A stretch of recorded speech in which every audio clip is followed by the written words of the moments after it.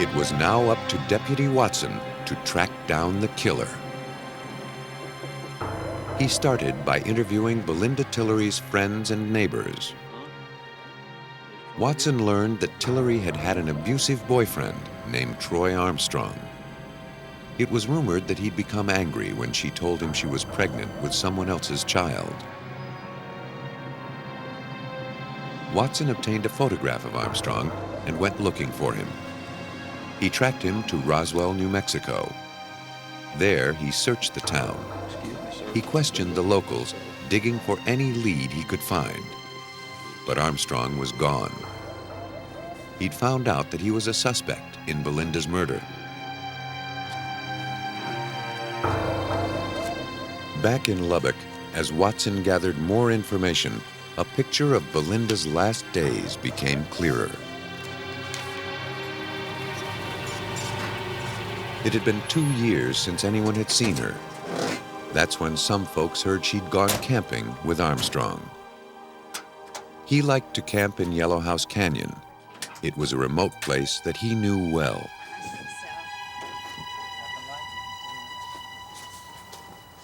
What's going on front, all right? I'll catch up with you, okay? All right, well, come on. People mentioned that he carried a large hunting knife almost everywhere he went.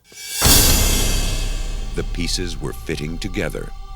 It seemed that a bitter Armstrong had planned to take Belynda to this remote canyon and get rid of her for good. He thought no one would find her remains. After Belynda's death, he told a girlfriend he had nightmares about stabbing someone in the back. Based on the evidence, Watson obtained a warrant for Troy Armstrong's arrest, but he still had no information on his whereabouts. More than a year later, in January 1996, Watson received a tip. He found out that Armstrong was on the road with a truck driver buddy who was hauling for a company in California. Watson quickly contacted the trucking company. He discovered that their trucks were equipped with a global positioning system called GPS. A transponder on each truck bounced a signal off a satellite, telling the company where it was at all times. They informed him that the truck he was looking for was now traveling through Nebraska. Within minutes, Watson got the Nebraska State Police on the other line and asked them to set up a roadblock. They dispatched several cars to intercept the truck. As the police waited, they maintained contact with Watson and the trucking company, keeping tabs on the truck's whereabouts at all times. They knew just when to expect it.